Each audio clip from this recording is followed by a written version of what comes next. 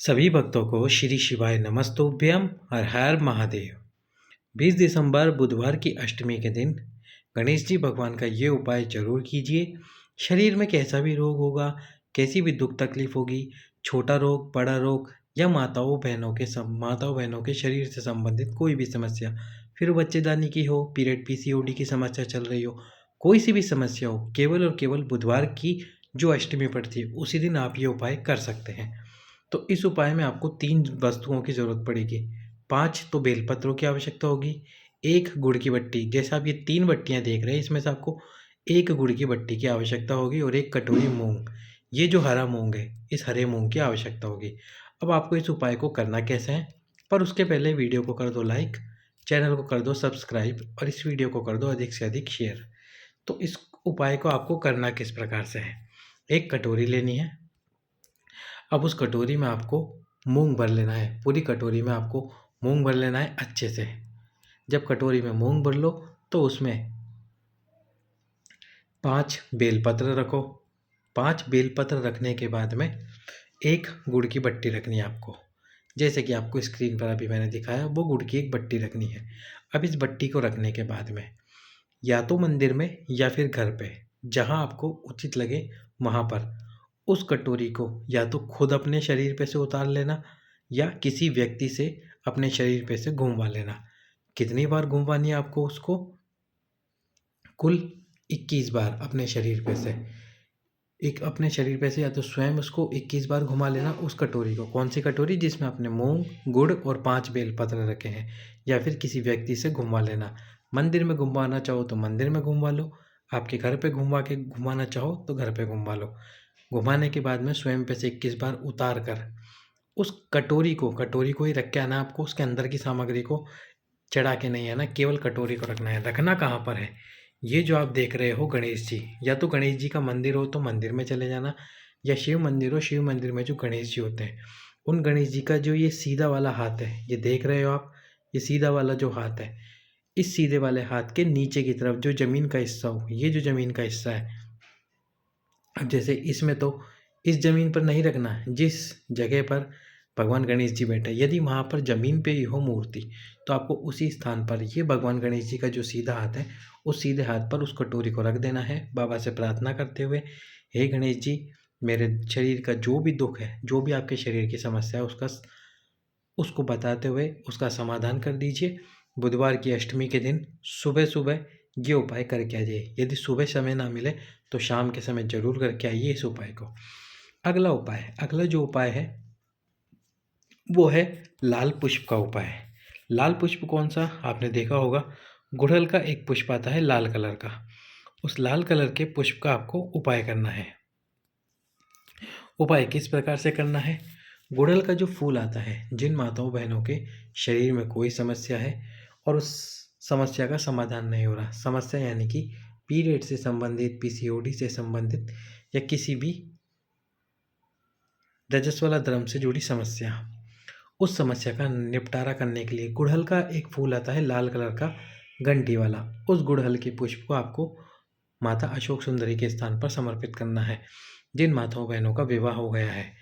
समर्पित करने के बाद में शिव मंदिर में बैठे रहे, शिव जी को देखते रहे और उसके बाद में शिव जी से आपकी प्रार्थना बोलिए, जो आपको समस्या है उसके बारे में प्रार्थना कीजिए, बाबा से विनती कीजिए इस समस्या का समाधान करने के लिए। उसके बाद में आपको, जब आप ये पुष्प समर्पित करेंगे तो एक बात का जरूर ध्यान रखना, माता मातंगी का नाम आपको जरूर लेना है। माता मातंगी का नाम आपको जरूर लेना है। मातंगी माता का नाम लेकर उस पुष्प को माता अशोक सुंदरी के स्थान पर समर्पित कर देना है।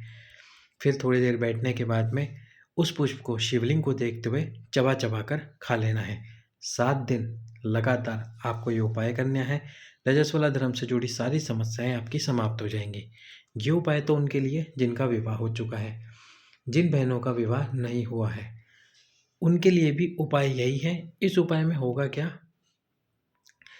गुड़हल का पुष्प भी आपको लेके जाना है, लेकिन मातंगी माता के नाम से वो समर्पित करना है माँ पार्वती के चरणों में। माँ पार्वती के चरणों में समर्पित करना है मातंगी माता के नाम से, जिनका विवाह नहीं हुआ है।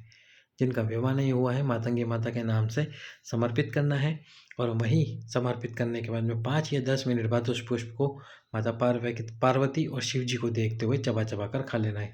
आपको भी ये उपाय 7 दिनों के लिए करना है। यदि यह उपाय नहीं कर सकते तो गुड़हल के इसी पुष्प का एक और उपाय जो आपको करना है, उसमें गुड़हल के पुष्प की आवश्यकता नहीं पड़ेगी, मातंगी माता का उपाय है। उसमें आपको क्या करना है, आसपास में जो भी देवी जी का मंदिर हो, वो देवी कोई सी भी हो, माता दुर्गा हो, कोई सी भी देवी का मंदिर हो, उस देवी के मंदिर में आपको थोड़ा सा घी लेके जाना है। यदि गाय का घृत मिल जाए तो अच्छी बात है। अब उस गाय के घृत को या फिर आपके घर में जो भी घी हो, उस घी को लेके जाना है और उस घी को ले जाकर जो देवी जी के चरणों में है, उस घी को लगा देना है। अच्छे से देवी जी के चरणों में उस घी को लगा देना है और लगाने के बाद में आपको जो घी आपने देवी जी के चरणों में लगाया, उस चरणों को उन चरणों में से घी को वापस निकाल लेना है किसी पात्र में, किसी भी पात्र में उस घी को वापस निकाल लेना है। यदि जगह या स्थान है वहाँ पर पात्र रखने का, आप चरणों में घी लगाएं और घी चरणों से उस पात्र में गिर जाए तो अच्छी बात, नहीं तो चरणों पे घी लगा के उस घी को वापस किसी पात्र में निकाल लो। अब एक पुष्प समर्पित करो घी को चढ़ाने के बाद, यानी घी आपने चरणों में लगा दिया, पात्र में निकाल लिया, उसके बाद में वही लाल पुष्प गुड़हल वाला समर्पित करो माता के चरणों में। समर्पित करने के बाद में उस पुष्प को माता को देखते हुए, प्रार्थना करते हुए चबा चबा के वहीं पर खा लो। और जो घी आपने निकाला है चरणों में से पात्र में, उस घी को लेकर आ जाओ घर पे। जब भी आप खाना खाने बैठो तो उस खाने में जो आप रोटी खाओ, उस रोटी में उस घी को लगा लो। यदि घी खत्म हो जाए तो फिर से चले जाओ माता के मंदिर। जब तक रजस्वला धर्म से संबंधित समस्या समाप्त न हो, तब तक ये उपाय करते रहो। माता की कृपा होगी, माँ पार्वती की कृपा होगी और आपकी जो भी समस्या है वह सुलझ जाएगी। अगला उपाय वो भी पीरियड से संबंधित ही है, रजस्वला धर्म से संबंधित ही है। यदि आप घर से बाहर नहीं जा सकते, मंदिर नहीं जा सकते किसी कारणवश, तो फिर एक नियम को धारण कर लीजिए। दिन में 3 बार आपको जल पीना है अपने हाथ में, और जब अपने हाथ में जल पियोगे तो आपको ये माता का नाम लेना है। माता अस्कनी के नाम से आपको सुबह सुबह जब उठोगे, उठते से ही नहाने के बाद में, खाली पेट नहीं, नहाने के बाद में थोड़ा सा जल अपने हाथ में लेना है। जैसे आचमन करते हैं हम, वैसे जल को हाथ में लेकर माता अस्कनी के नाम से उस जल को पीना है। फिर दिन में जब खाना खाओगे, खाना खाने के बाद में ये काम करना है, माता अस्कनी के नाम से जल पीना है हाथ में लेकर।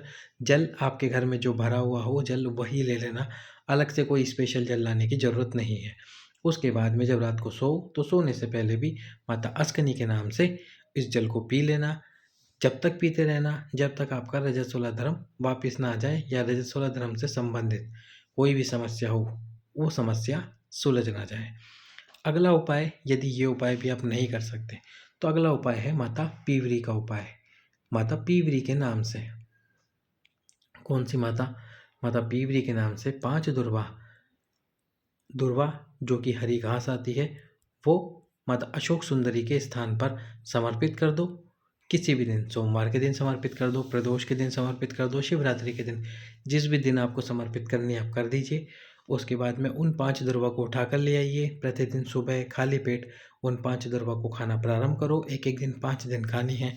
आपके शरीर में जो भी रोग होगा या फिर रजस्वला धर्म से संबंधित जो भी समस्या है वह पूर्णतः समाप्त हो जाएगी। तो ये थे शरीर से संबंधित रोगों के लिए और माताओं बहनों के रजस्वला धर्म से संबंधित रोगों के समाप्तन के लिए उपाय। सभी भक्तों को श्री शिवाय नमस्तुभ्याम। हर हर महादेव।